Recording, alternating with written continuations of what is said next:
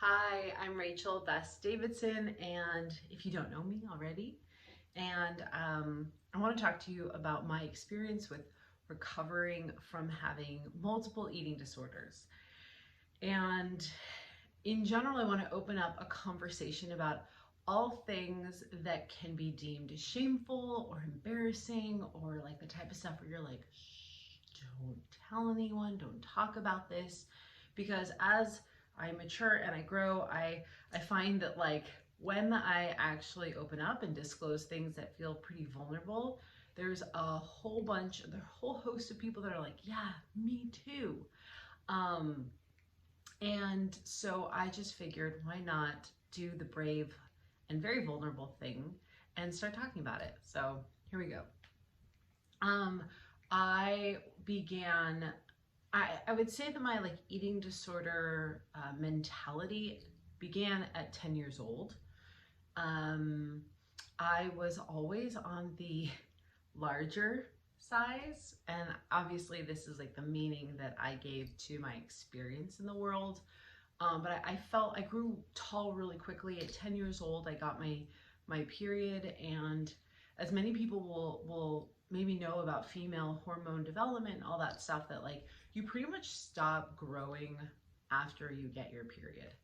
Um, you don't grow very much. So I was at 10 years old 5'5". I'm now 5'6". I grew 1 inch after getting my period, and so I was always like the tallest in my class and the largest. I remember going on a school, I grew up in Los Angeles. I went on a school vacation to the museum of, what was it? It was, I forget, I might be getting the name wrong, but it was the Natural History Museum.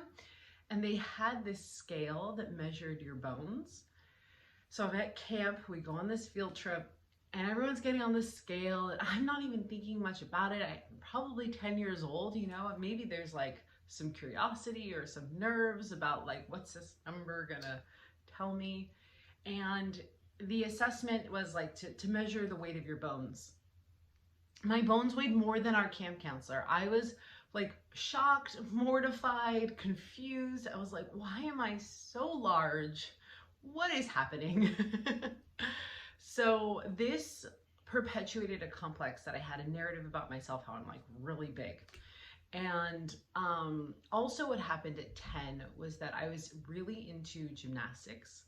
I would watch the Olympics, wait for the Olympics, everything from figure skating to gymnastics. So it was like every 2 years. And I thought, oh, I'm going to be one of those people.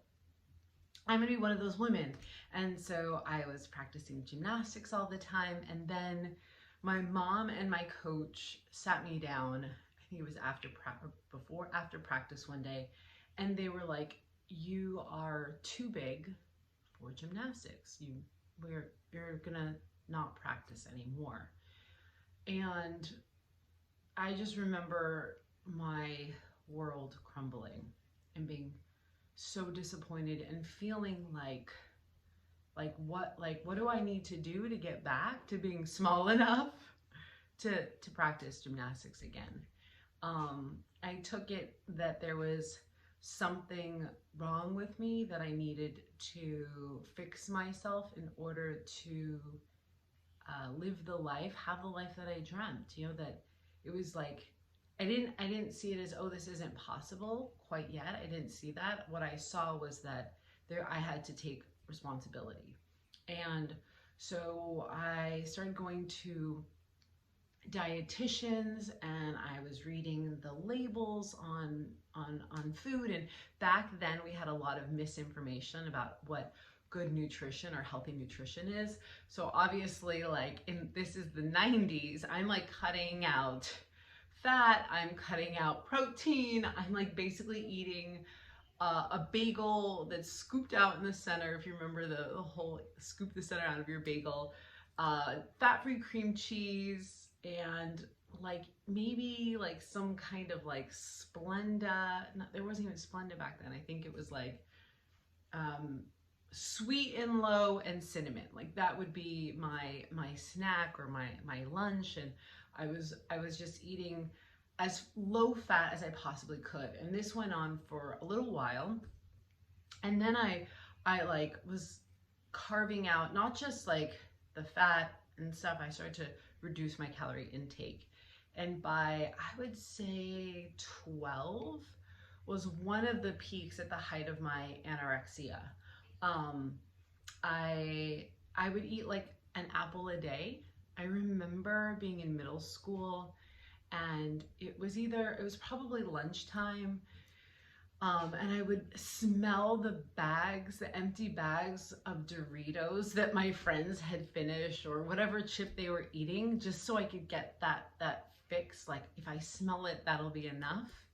I was really thin, but honestly, I didn't look as emaciated as one would think when we have this vision of like what an anorexic person looks like, you know, that like you can see their tendons. I even remember that year I was on drill team, and I remember reading some of the comments in my drill team, what's it called? In your yearbook from like people in drill team. And I always felt really heavy and fat and ugly. I never thought I was pretty. I never thought I was thin enough. And I remember looking at some of the comments and people were like, you have the best body. And I was just like, what is going on right now? And so I couldn't absorb the compliment or hear the comment. So what ended up happening was that I like fell asleep in the middle of lunch one day, and I totally missed one of my periods. I think like one of the teachers or hall monitors tapped me on the shoulder and was like, hello, like, are you awake? And you could just see that I was really hurting.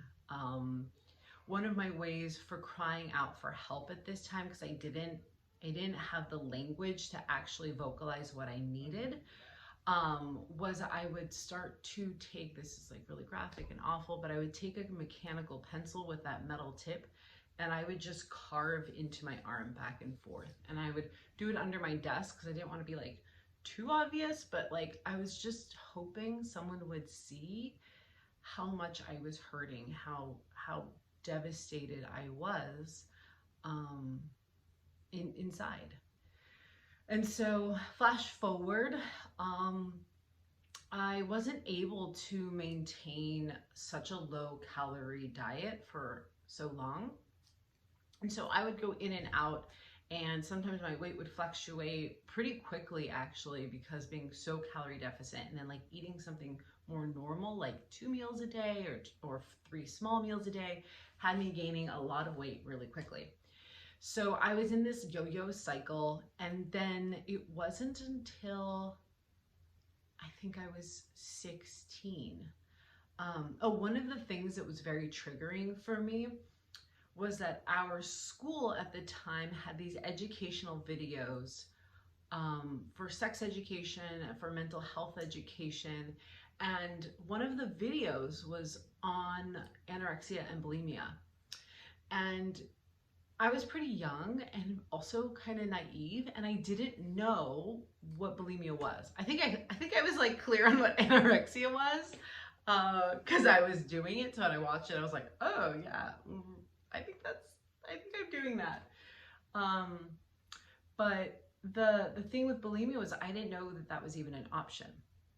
When I discovered bulimia, I instead of being, I mean, yeah, it was scary, but instead of being like terrified or being like, oh, now that I know that this is bad, I'm not going to do it, I felt so cheated and lied to. I was like, wait a minute. There is a world where I can eat whatever the hell I want and throw it up and not get fat. Like, why didn't anybody tell me about this? I had been depriving myself for so long. This just seemed like a really wonderful option. It didn't occur to me that this was like a very dangerous road that I was going down. And in fact, maybe it did a bit, but I was already in such a desperate place and I was already on a unhealthy path that I was like, what's another vice, you know?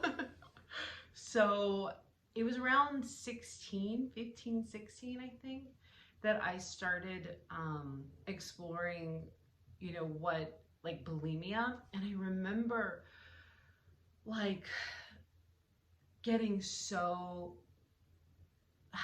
a euphoric experience when it was successful, and hitting rock bottom when I couldn't get rid of the food.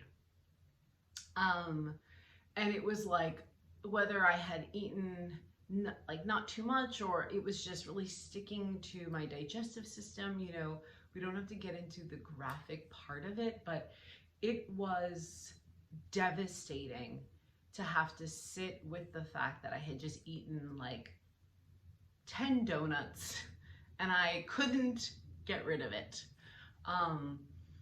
And this is when I really started to freak out and realize that I was out of control. And the other thing was that I couldn't stop. I couldn't turn back and stop being bulimic at that point. It was like I had opened up Pandora's box and there was no going back, no matter how much I wanted to stop it.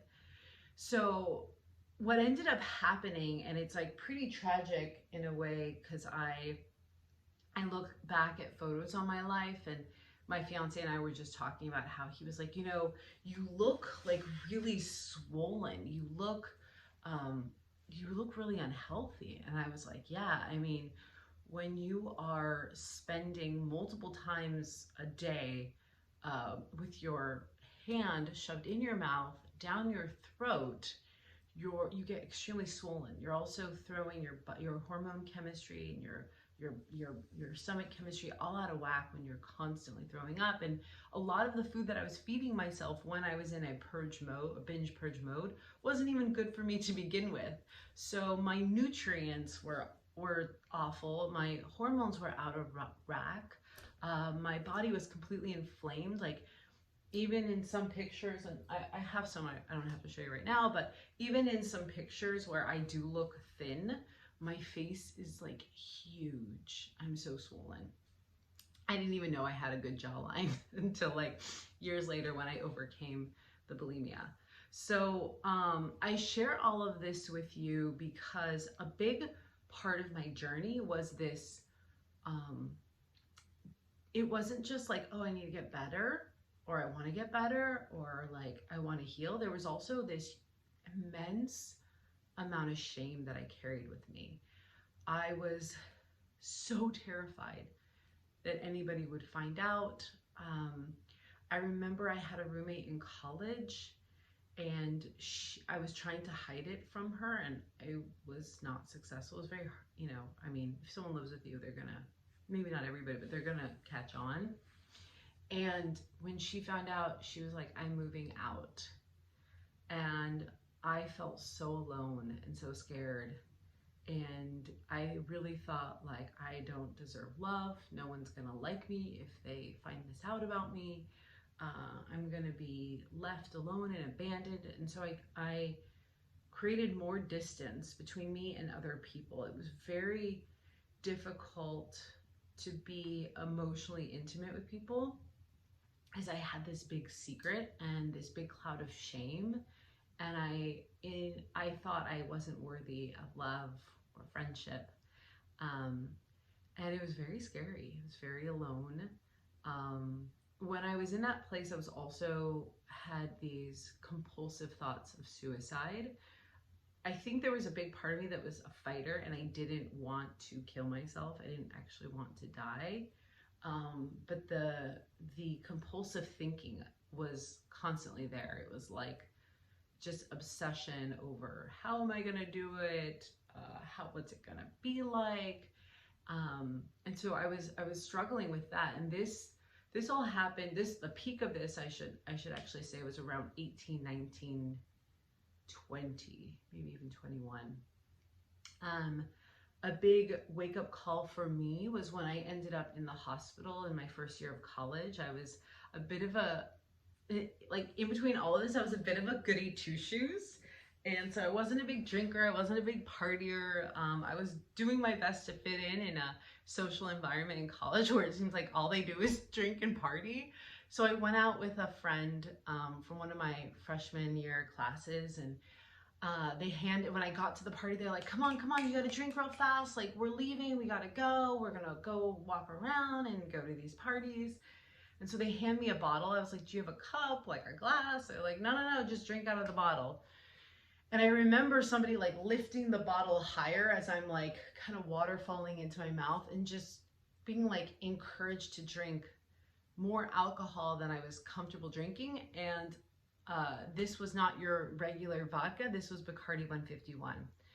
I had been binging and purging that entire week, and I was now recovering from that by not eating for 2 days. So I am very depleted, and I ended up like within minutes blacking out and ending up getting lost and being rushed to the hospital. And this was a huge wake-up call for my family and for me. I don't even know if it was enough of a wake-up call for me. And so my dad basically gave me 2 options. He was like, you can drop out of college, come home, get help, or you can stay in college and meet with a therapist twice a week. No ifs, ands, or buts. And I was really fortunate. He saw that I needed help. It was later. I mean, since this all started at 10 and now I'm at this point 18, it's surprising to think, wow, this went on for 8 years before I really got like the attention that I needed. But I also know that I was stubborn and I was resisting it. I was trying to hide this information from my family. So this, I started therapy. It was not a great connection between me and my therapist. And I actually had a boyfriend who came with me to a session and was like, lady isn't great. I have another option for you. And that's when I met my therapist at the time, Kimberly Ruff, who truly helped me save my own life. She helped me. And it opened up this journey of a combination of like real therapy, but also a spiritual connection to self. And we created this pact that regardless of what happened in life, no ifs, ands, or buts, that I was basically agreeing not just to her, but to some higher power that I would not kill myself. And this pact was like a saving grace. It was really cool to have that level of commitment, like to her, to myself, and to a higher power of my choosing, to basically say like, no matter how difficult this gets, like we're gonna work through this. And I worked with her from when I was like, I think I was 20 at the time, to 24. And she showed me that there was a world outside of the one that I was in, where food wasn't triggering, where I could love my body, where eating was normal, and where I wouldn't even think about it, right? Like she told me there was a world where if I was hungry, I would eat. When I was like satisfied, even like before being stuffed, I would stop eating. That like bulimia and throwing up and starving myself and trying to strive for some ideal that was just totally self-destructive. There was a world outside of all of that. And I trusted her. It was hard to believe. I don't know if you've ever been, whether you're anorexic, bulimic, struggling with drug addiction, alcohol addiction, sex addiction, or even if you're just like on this journey of health and wellness and you're like, God, like I just can't imagine a world where like I feel really good all the time, or not all the time. Let's be realistic. A good portion of the time.